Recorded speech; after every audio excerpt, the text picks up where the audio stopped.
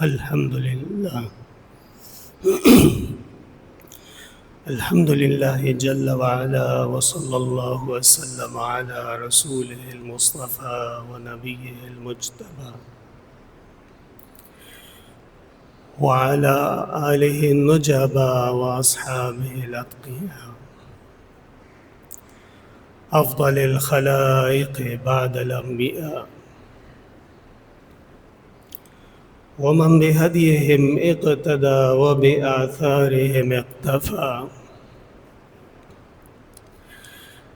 من المفسرين والمحدثين والفقهاء إلى يوم الجزاء. أما بعد، فأعوذ بالله من الشيطان الرجيم. بسم الله الرحمن الرحيم. عسى الله أن يجعل بينكم وبين الذين عاديتم منهم مودة، والله قدير، والله غفور رحيم. لا ينهاكم الله عن الذين لم يقاتلوكم في الدين ولم يخرجوكم من دياركم أن تبروهم وتقسطوا إليهم، إن الله يحب المقسطين. إنما ينهاكم الله عن الذين قاتلوكم في الدين وأخرجوكم من دياركم أن تولوهم، ومن يتولهم فأولئك هم الظالمون.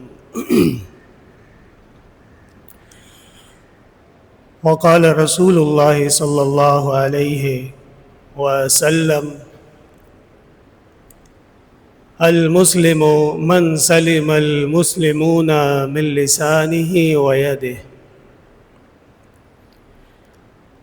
اللهم صل وسلم على عبدك ورسولك ونبيك ونجيك محمد أحمد وعلى آله وأصحابه وبارك وصل وسلم عليه.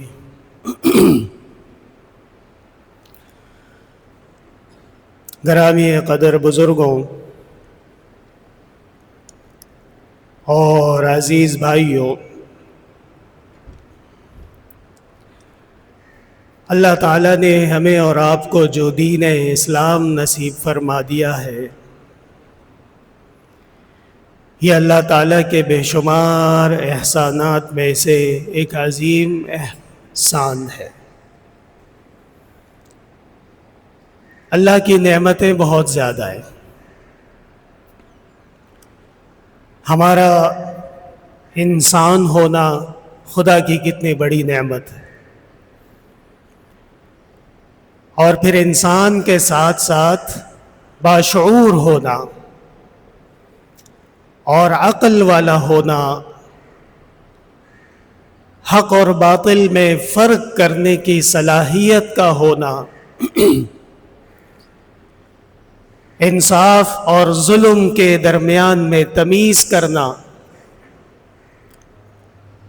اور سچ اور جھوٹ کی نشاندہی کر کے صحیح راستے کو اختیار کرنا، یہ ساری کی ساری نعمتیں اللہ وحدہ لا شریک کے احسان کے بدولت ہے۔ یہی انسان ہوتا ہے، کوئی بیماری لاحق ہو جاتی ہے، مرض آ جاتا ہے، عقل کام چھوڑ دیتی ہے، تو سچ اور جھوٹ، ظلم و انصاف تو چھوڑیے، انسان اپنی اولاد کو نہیں پہچانتا یہ کون ہے، اپنی عمر بھر کے دوست کو نہیں پہچانتا، جس کے ساتھ وعدے ہوئے ہوتے ہیں زندگی بھر کے وفا کے، بیوی کو، بیگم کو نہیں پہچانتا۔ پتہ چلا کہ ہمارے اختیار میں یہ نعمتیں نہیں ہیں۔ نہ ہم اپنی مرضی سے پیدا ہوئے، نہ ہم اپنی مرضی سے انسان بنے، خالصتاً اللہ کا کرم، فضل، احسان عظیم ہے۔ اور پھر انسان بھی کامل تب ہوتا ہے جب وہ انسانوں والے طریقے کو اپنائے، انسانوں والے راستے پہ وہ چلے۔ اور یہی وہ اصل مقصود ہے زندگی گزارنے کا، کہ اللہ کی زمین پہ اللہ کے بتائے ہوئے احکام کے مطابق زندگی گزاری جائے، اللہ کے بتائے ہوئے قوانین کے مطابق زندگی گزاری جائے، اور ان قوانین میں خدا کی قسم اس زمین کے لیے فائدہ ہے، اصلاح ہے، ترقی ہے، خوشحالی ہے، اطمینان ہے، امن ہے۔ اور اس زمین پہ جب فائدہ ہو تو زمین کے باسی کو بھی اتنا ہی فائدہ ہوتا ہے۔ اور جو زمین میں فساد نظر آتا ہے وہ اللہ وحدہ لا شریک کے حکم کا نتیجہ ضرور ہو سکتا ہے، لیکن اس کے اسباب وہ انسان ہی بنتے ہیں۔ اللہ تعالیٰ نے قرآن میں فرمایا ظہر الفساد فی البر والبحر، خشکی میں بھی اور پانی میں بھی فساد ظاہر ہو گیا ہے، بما کسبت اید الناس، اس وجہ سے جو لوگ کر رہے ہیں۔ اس آیت کی تفسیر آج سے زیادہ کون سمجھے گا؟ سمندر میں بھی لڑائی ہے، ہنگامہ ہے، بارود چل رہا ہے، بم پھٹ رہے ہیں، اور خشکی میں بھی لڑائی ہے، ہنگامہ ہے، بارود برس رہا ہے، آگ بھڑک رہی ہے۔ یہ نہ کسی فرشتے نے کیا، نہ کسی پیغمبر نے کیا، نہ کسی اللہ کے ولی نے یہ جنگ چھیڑی ہے، ہاں کچھ انسانوں نے چھیڑی ہے، اور وہ انسان بھی ایسے ہیں جن کا اللہ پر ایمان نہیں ہے، اور وہ انسان ایسے ہیں جو صرف اس دنیا کو ہی اپنا اصل مقصود جان بیٹھے ہیں، لالچ ان پہ سوار ہے، جتنا زیادہ مال وہ جمع کرنا چاہ سکتے ہیں وہ کر رہے ہیں، قطع نظر اس سے کہ ظلم کا جواب ایک دن دینا پڑے گا، قطع نظر اس سے کہ بے انصافیوں کا، عدل و انصاف کا دن ایک دن آ رہا ہے۔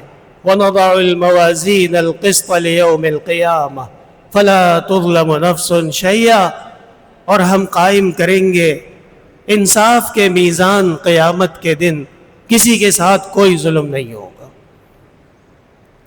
وَإِن كَانَ مِثْقَالَ حَبَّةٍ مِّنْ خَرْدَلٍ، ایک رائی کے دانے کے برابر نیکی اور بدی، یہ اللہ کے عظیم بصیرت سے باہر نہیں ہے، اس کا جواب دینا ہوگا۔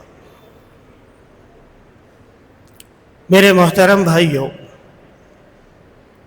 ہمیشہ سے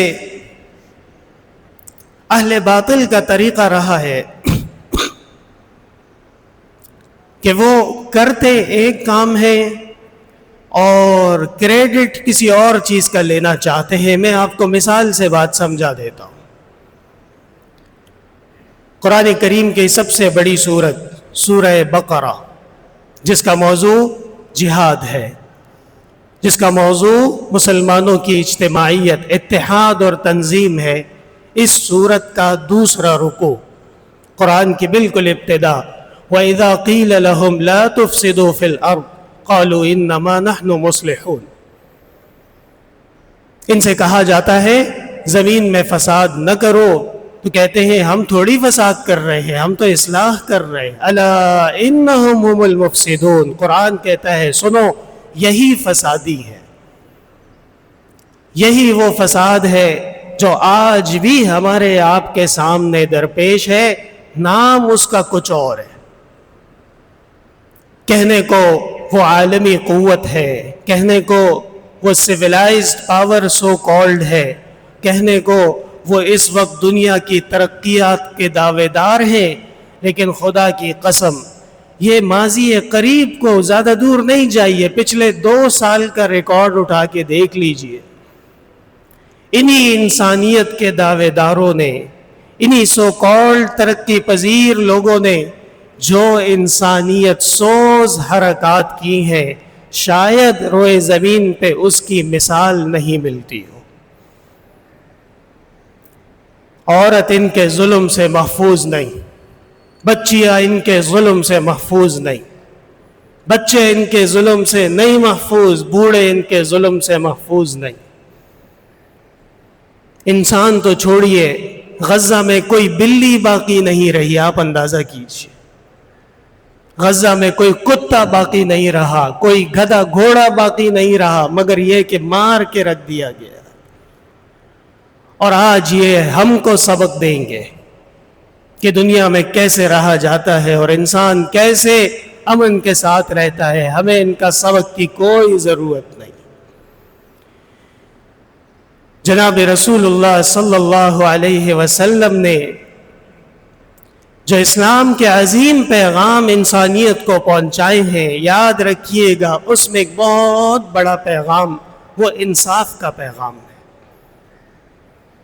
یہ نہیں ہو سکتا کہ زمین پہ ظلم ہو رہا ہو، فساد ہو رہا ہو، زیادتی ہو رہی ہو اور آپ کو انصاف مل جائے۔ یہ سارا آپس میں ملا ہوا ہے، کنیکٹڈ ہے۔ ایک غریب اور معمولی انسان کو جو انصاف ملے گا تو آپ کو انصاف ملے گا، اگر اس کو انصاف نہیں ملے گا تو آپ کے لیے بھی انصاف نہیں ہے۔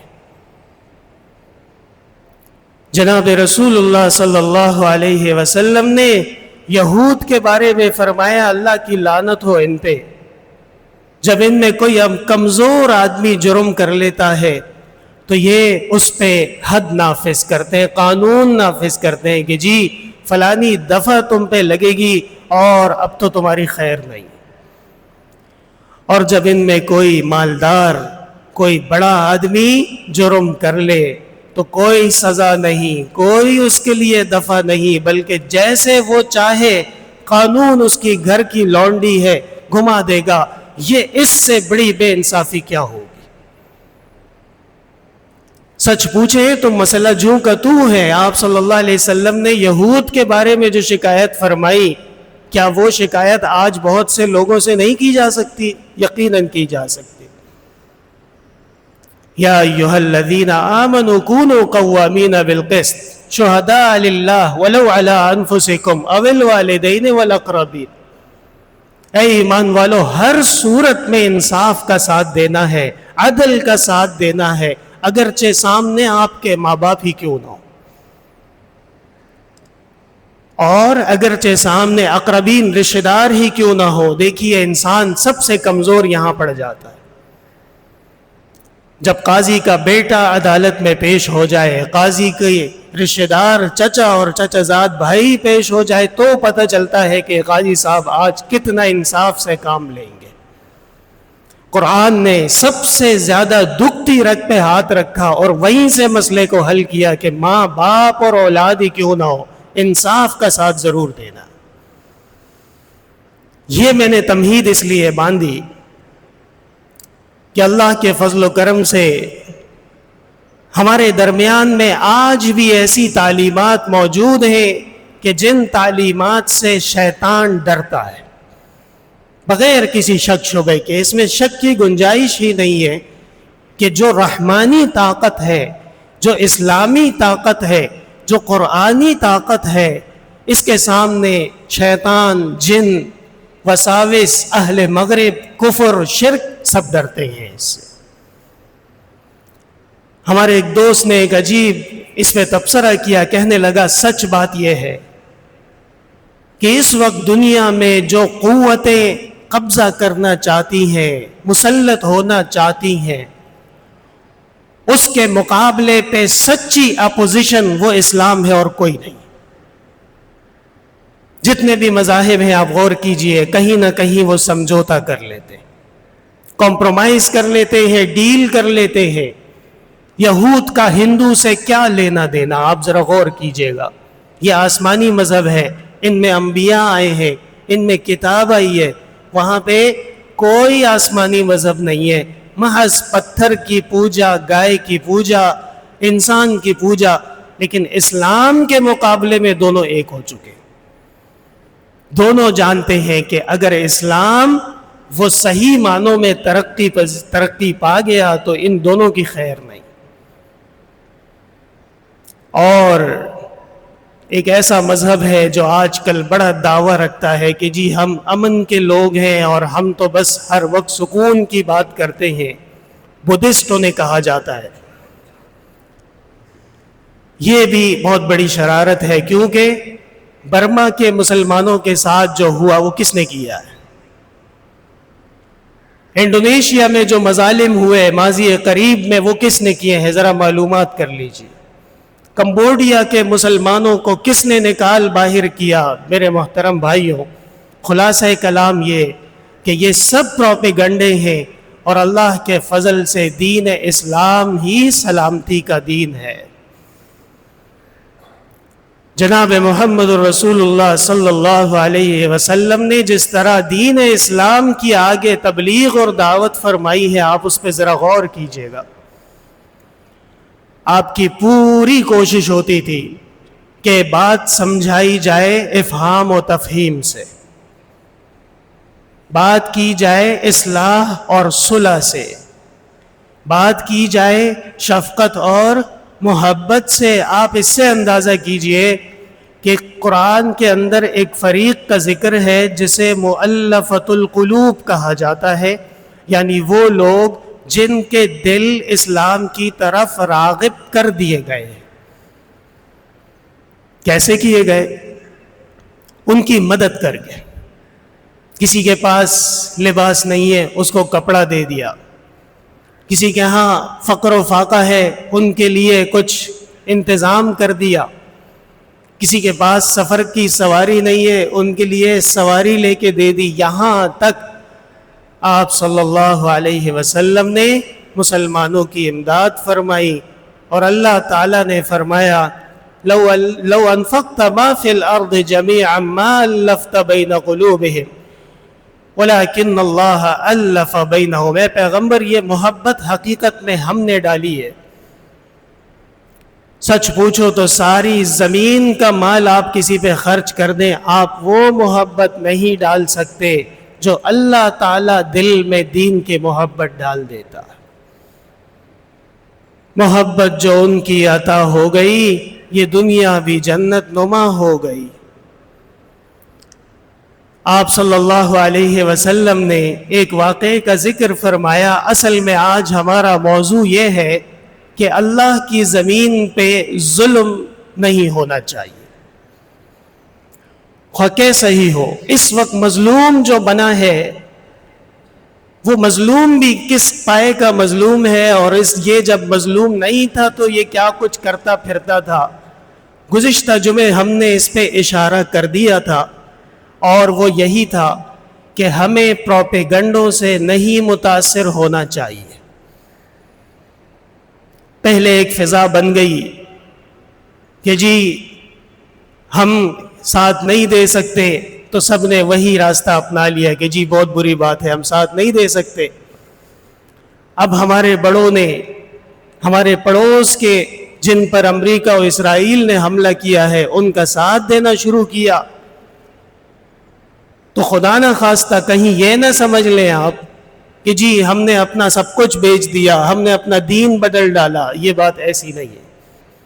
ہم مدد ضرور کریں گے، اصول کی بنیاد پہ مدد کریں گے، اور کوئی کمپرومائز نہیں ہوگا ہمارے عقیدے پہ۔ ابو بکر الصدیق رضی اللہ تعالی عنہ کی شان آج بھی وہ ہے جو کل تھی۔ کسی کو اجازت نہیں دی جا سکتی جناب رسول اللہ صلی اللہ علیہ وسلم کے ساتھی، آپ کے ہم نشین، آپ کے دوست، آپ کے خلیفہ، کہ ان کی شان میں گستاخی کی جائے۔ ام المومنین حضرت عائشہ صدیقہ رضی اللہ تعالی عنہا، زوج النبی صلی اللہ علیہ وسلم وحب رسول اللہ صلی اللہ علیہ وسلم وابنت ابی بکر خلیفۃ المسلمین رضی اللہ عنہ، امی عائشہ کے بارے میں آج بھی جو زبان غلط الفاظ کہے گی انشاءاللہ وہ زبان خاموش کرا دی جائے گی، اور اس میں انصاف ہے، یہ عدل ہے، زیادتی کسی اور طرف سے ہو رہی ہے، یہ ایک حقیقت ہے جو تاریخ ہے۔ لیکن اس کے باوجود جو اقدامات ہماری ریاست کی طرف سے لیے جا رہے ہیں یہ احسن اقدامات ہیں، بہتر اقدامات ہیں، اور دین اسلام کی تعلیمات کے موافق اقدامات۔ جناب رسول اللہ صلی اللہ علیہ وسلم نے ایک واقعے کے بارے میں فرمایا، جب آپ مدینہ میں تھے آپ نے فرمایا اگر آج بھی مجھے وہاں پہ بلایا جاتا میں چلا جاتا۔ جاہلیت کے واقعے کا ذکر کیا، ذرا غور کیجئے گا مسئلہ سمجھ میں آئے گا۔ مکہ میں ایک بیرونی شخص آیا کسی کام سے، تجارت سے، اور مکہ کے ایک سردار تھا عاص ابن وائل۔ عاص ابن وائل نے اس کو پکڑا، اس کو باندھا، اس پہ ظلم کیا، مارا پیٹا، بہت کچھ کیا اس کے ساتھ۔ وہ شخص کسی طرح باہر نکلا اور اس نے حرم کے اندر ہنگامہ کیا کہ یہ کعبہ ہے، یہ مکہ ہے، یہ حرم ہے، میرے ساتھ کتنا بڑا ظلم ہو رہا ہے، مجھے کتنا زیادہ مارا گیا، میرے ساتھ ناانصافی ہوئی، مکہ والے کہاں ہیں، حرم والے کہاں ہیں، کعبہ والے کہاں ہیں، آ جاؤ مجھے انصاف دے دو۔ سارے لوگ جمع ہو گئے اور انہوں نے مٹی کے اوپر ہاتھ رکھ کے یہ وعدہ کیا کہ آج کے بعد ہم کسی کو اس طرح ظلم ہونے مکہ کے آس پاس میں نہیں دیں گے۔ تحالف الطین کہلاتا ہے، مٹی کا تحالف۔ اس تحالف میں آپ صلی اللہ علیہ وسلم فرماتے ہیں آج بھی مجھے بلایا جائے تو میں جا کے شریک ہو جاؤں گا۔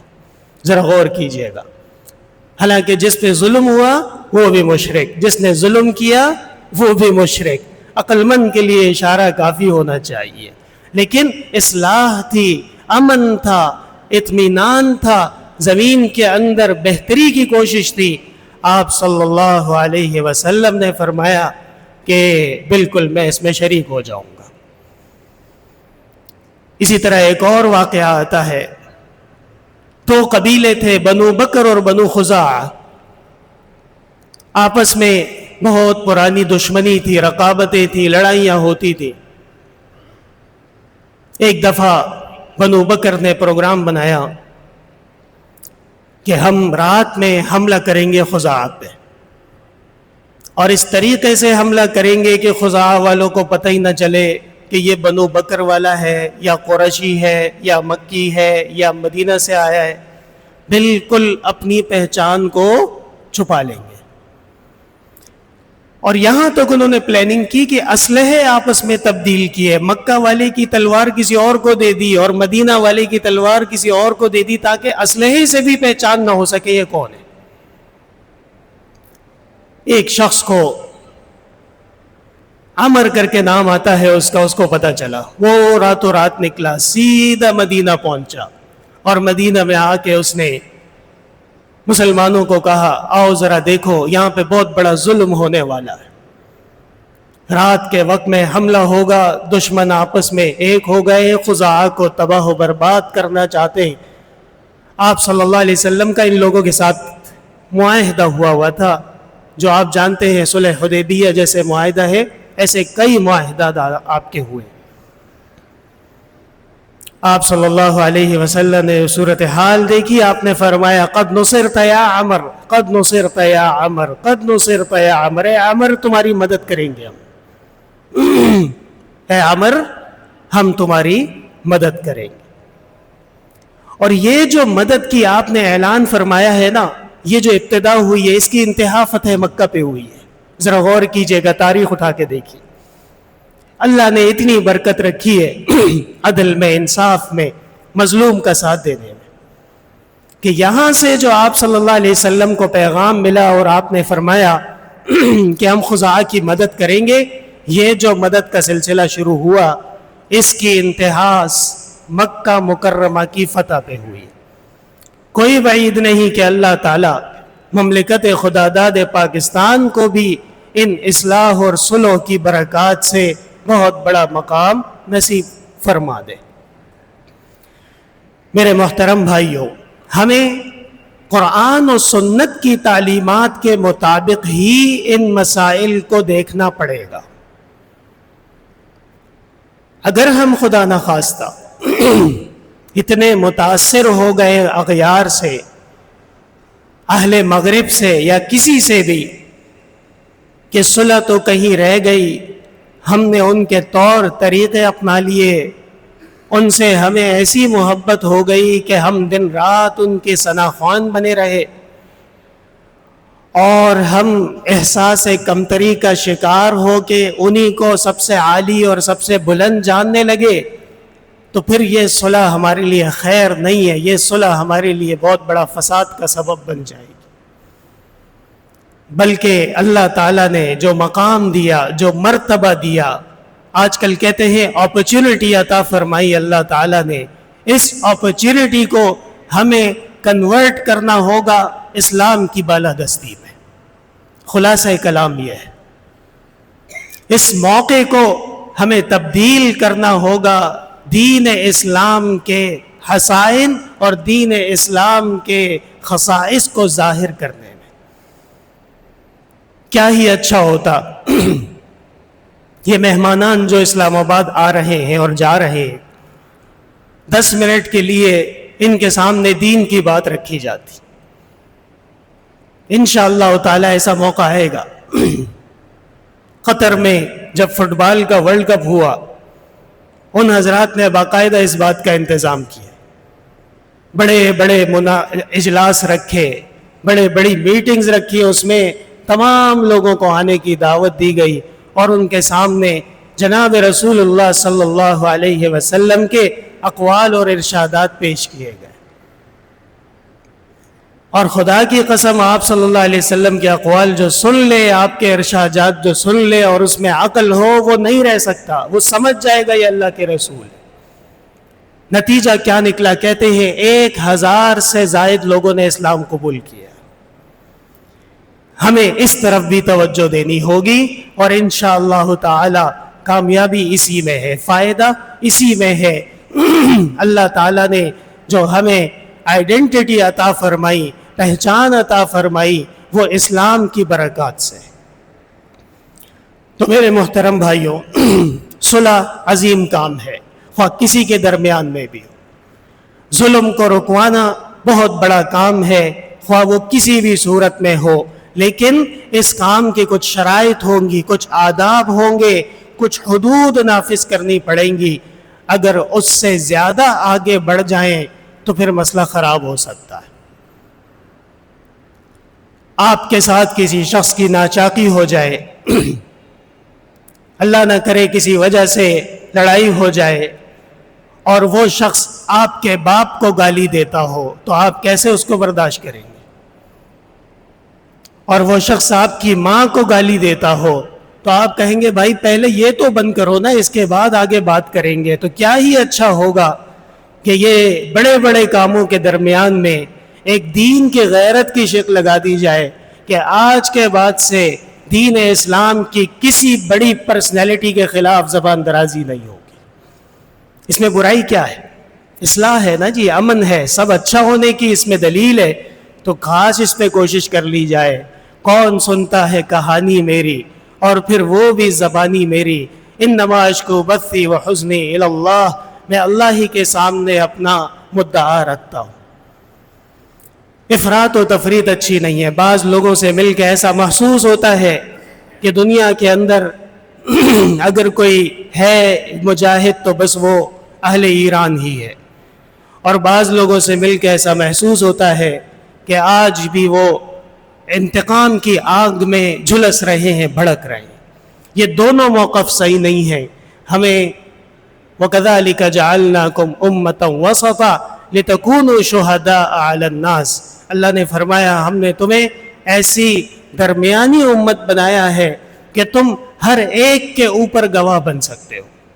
یہ ہم گواہی تو بن رہے ہیں، ہمارے سامنے جو کچھ ہو رہا ہے، تو بہت عظیم کام ہے، اصلاح کا کام ہے، لیکن اس کام کے ساتھ کچھ مزید مسائل درپیش ہیں، اس طرف بھی مسلمانوں کو توجہ دینی ہوگی۔ میرے محترم بھائیوں، اللہ تعالیٰ نے قرآن کریم میں فرمایا ہے عَسَى اللَّهُ أَن يَجْعَلَ بَيْنَكُمْ وَبَيْنَ الَّذِينَ عَادَيْتُم مِّنْهُم مَّوَدَّةً وَاللَّهُ قَدِيرٌ وَاللَّهُ غَفُورٌ رَحِيمٌ۔ سورہ ممتحنہ 28ویں پارے میں صورت ہے، اور قرآن کریم کی بہت عظیم صورت ہے اس لحاظ سے کہ اس میں خارجہ پالیسی بھی بیان کی گئی ہے اور اس میں جہاد کے آداب بھی بیان کیے گئے۔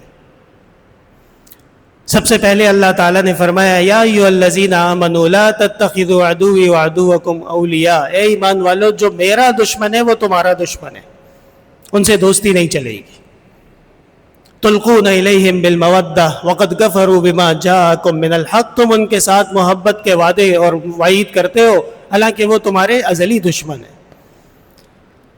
آگے فرمایا قد کانت لکم اسوۃ حسنۃ فی ابراہیم والذین معہ، تمہارے لیے بہترین مثال ہے، ایک بہترین ایگزامپل ہے ابراہیم اور اس کے ساتھیوں میں علیہم السلام۔ اذ قالوا لقومہ، جب حضرت نے فرمایا اپنی قوم سے انا براء منکم ومما تعبدون من دون اللہ، تم اللہ کے سوا جس کسی کی عبادت کرتے ہو ہم اس سے بری ہیں، ہمارا ان سے کوئی تعلق نہیں۔ ذرا غور کیجئے گا، باقاعدہ کیسی زبردست پالیسی بیان کی جا رہی ہے، طریقہ یہ ہونا چاہیے۔ کفرنا بکم، ہم تمہارے منکر ہو گئے، وبدا بیننا وبینکم العداوۃ والبغضاء، اور سن لو کہ اب ہماری تمہاری دشمنی ہے۔ وبدا بیننا وبینکم العداوۃ والبغضاء، اور ظاہر ہو گیا ہمارے اور آپ کے درمیان میں نفرت اور دشمنی، اور آگے فرمایا مگر یہ کہ تم اللہ پر ایمان لے آؤ، مگر یہ کہ تم اللہ پر ایمان لے آؤ۔ اور پتہ چلا کہ یہ جتنا بھی اختلاف ہے یہ کفر کی وجہ سے ہے، اللہ کی شان میں گستاخی اور شرک کی وجہ سے ہے، ذاتی بنیاد پہ نہیں۔ اور پھر آگے جا کے فرمایا کہ جو تمہارے دشمن ہیں اللہ تعالیٰ اس کو تمہارے دوست بنا سکتے ہیں۔ واللہ قدیر، اللہ کر سکتا ہے۔ واللہ غفور الرحیم، اللہ تعالیٰ مغفرت والا بھی ہے اور بخشنے والے بھی۔ آگے کیا فرمایا ہے سنیے، لا ینہاکم اللہ، اللہ تمہیں منع نہیں کرتا، عن الذین لم یقاتلوکم فی الدین، جنہوں نے تمہیں نہیں مارا دین کی وجہ سے، جنہوں نے تمہیں نہیں مارا دین کی وجہ سے، وَلَمْ يُخْرِجُوكُم مِّن دِيَارِكُمْ، اور نہیں نکالا تم کو تمہارے گھروں سے۔ میرے محترم بھائیوں، اسرائیل نے یہ دونوں کام کیے، ایک تو دین کی وجہ سے بہت انسانوں کو اس نے مارا صرف اس وجہ سے کہ یہ مسلمان ہے، اور گھروں سے بھی نکالا۔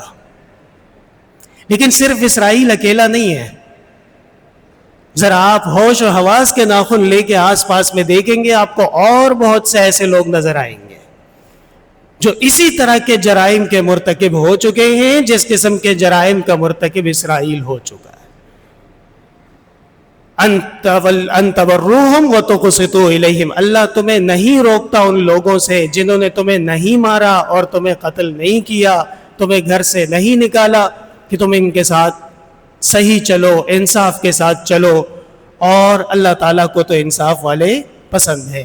انما ینہاکم اللہ، اللہ تمہیں منع کرتا ہے، روکتا ہے ان لوگوں کے قریب جانے سے، الذین اخرجوکم من دیارکم، جس نے نکالا ہے تمہیں گھروں سے، وظاہروا علی اخراجکم ان تولوہم ومن یتولہم فاولئک ھم الظالمون۔ میرے محترم بھائیوں، یہ آیت ہمارے لیے مشعل راہ ہے، اور اللہ تعالیٰ کے فضل و کرم سے الحمدللہ ایسا محسوس ہوتا ہے کہ جو اس میں ذمہ دار لوگ ہیں، ارباب اختیار لوگ ہیں، وہ اس بات کا احساس رکھتے ہیں۔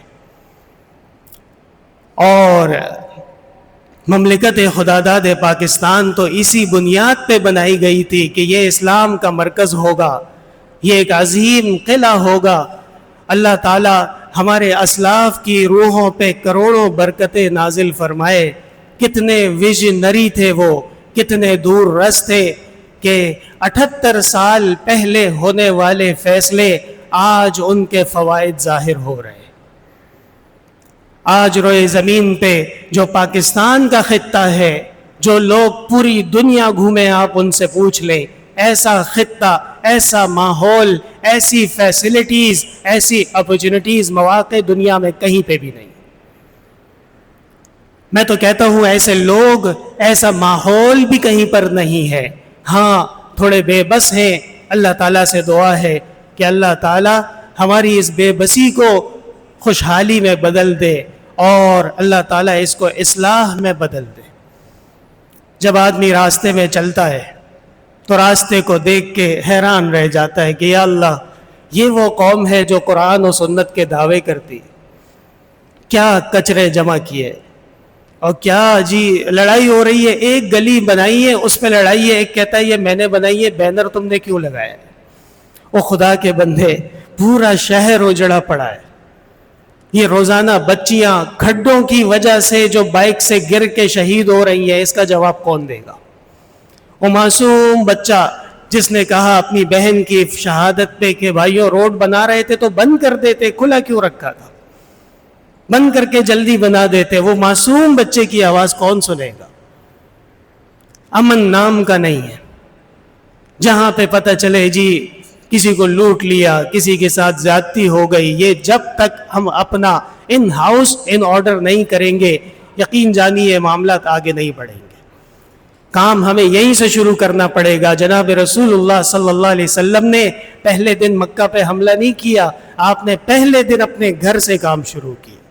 وَأَنذِرْ عَشِيرَتَكَ الْأَقْرَبِينَ وَاخْفِضْ جَنَاحَكَ لِمَنِ اتَّبَعَكَ لِلْمُؤْمِنِينَ۔ اے پیغمبر آپ یہاں سے کام شروع کریں گے۔ جھوٹ سے ہمیں جان چھڑانی پڑے گی، دھوکہ دہیوں سے دور رہنا پڑے گا۔